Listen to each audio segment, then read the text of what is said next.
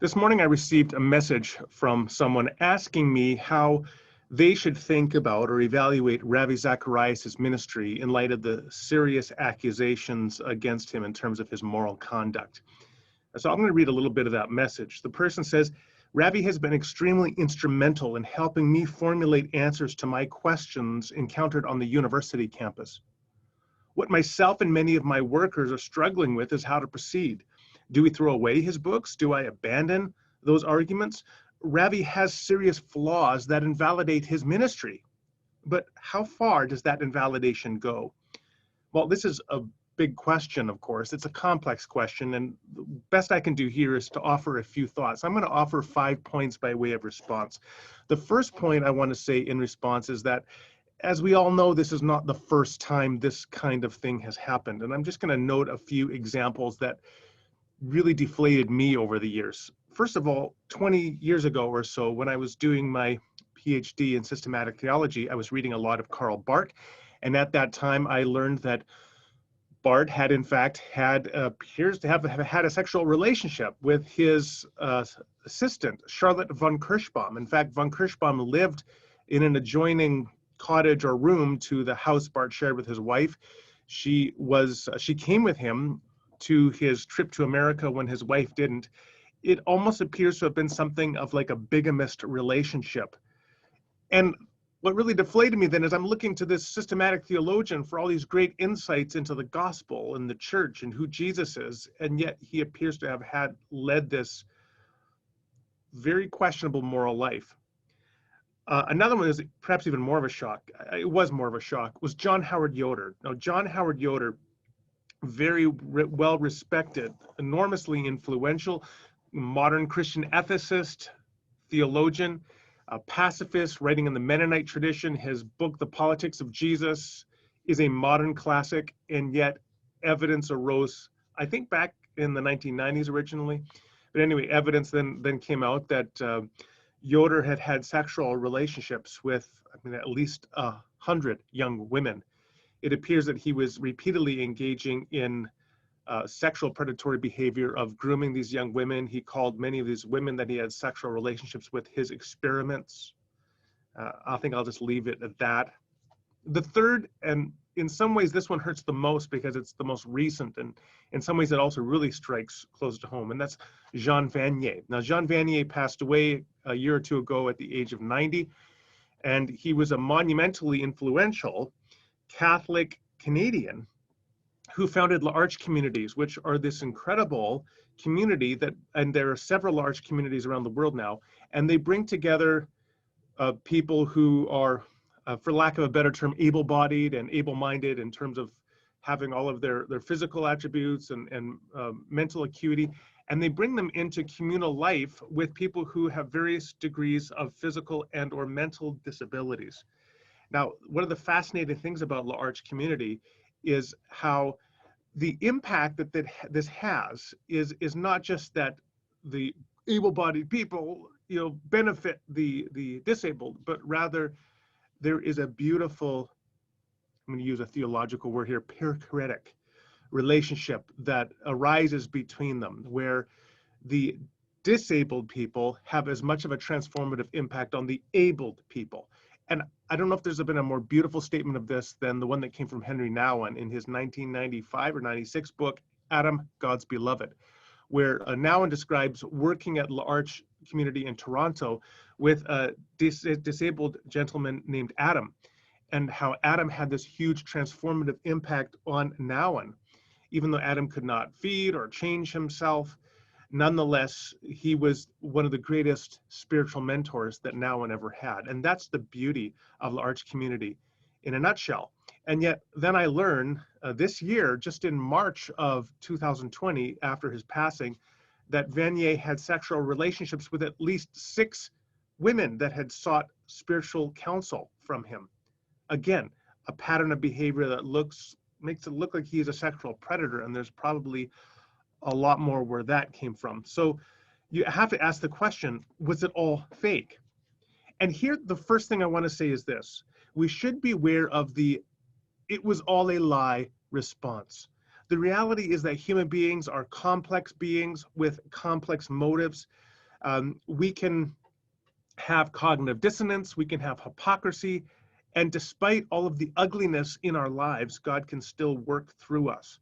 Now, there are a few extreme examples where I think the "it was all a lie" response is justified. I'll give you an extreme example. Dennis Rader. He was a Christian Lutheran church elder living in the Midwest in the United States, loving father and husband.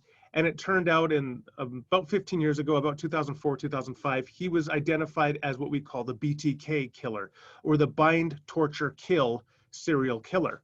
He had killed, I think, something like 14 people at least.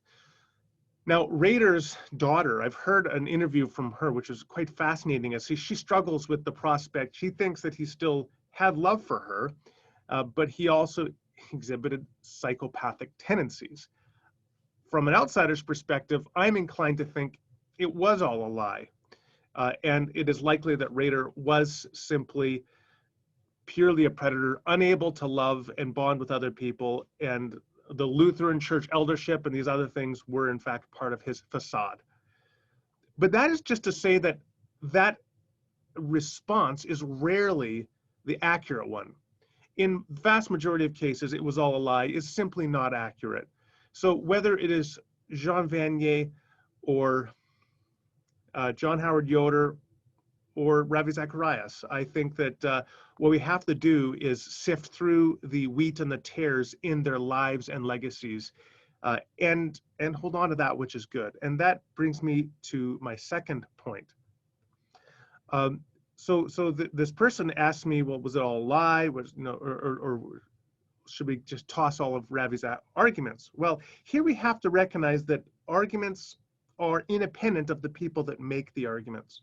Now, there are cases where that's not true. So where an argument depends upon the accuracy, the reliability of an individual witness, then if you undercut the authority, the moral status of that witness, you thereby undercut the argument.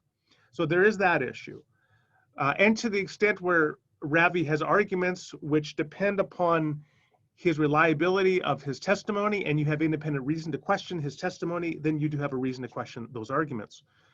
I would also say that where Ravi uses personal anecdotes, you may not be inclined to use those personal anecdotes anymore, given your questions overall with his life.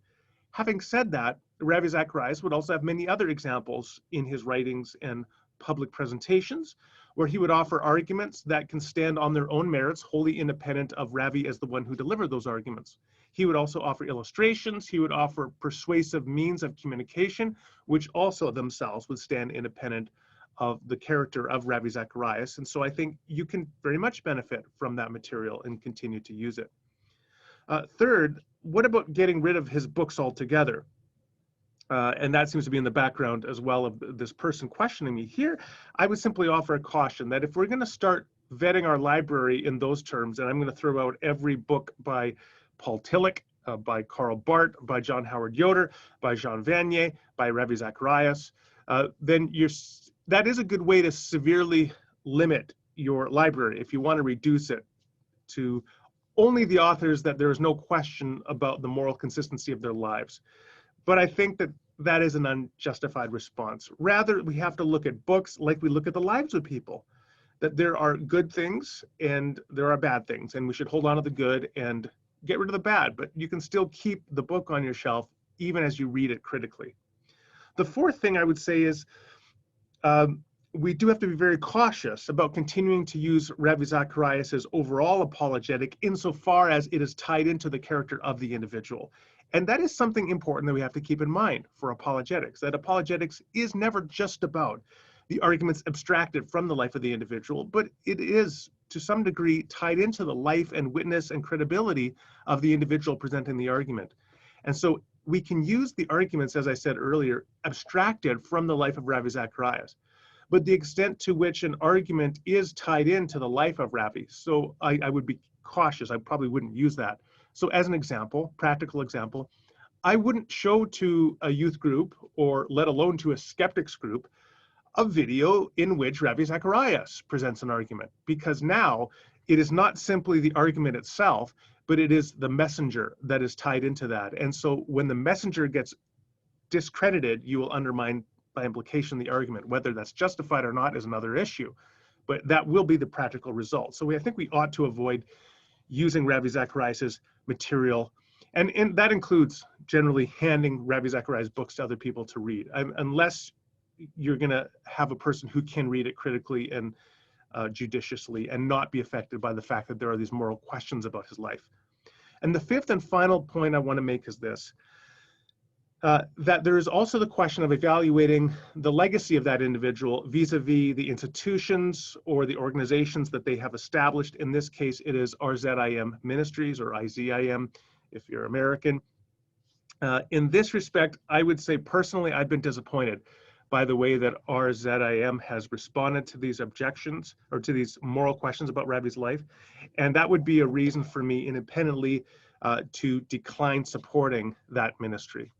I would also note in conclusion that this is just a good reminder not to name ministries in the name of their founders, because that ties them to the legacy of their founders. And that ties them then to the moral baggage of the legacy of their founder. So this may be, as I think RZIM should go about a process of honestly coming to terms with these issues, and then they should take the next step, I would suggest, and renaming the ministry and separating it from Ravi Zacharias altogether. So those are my quick thoughts.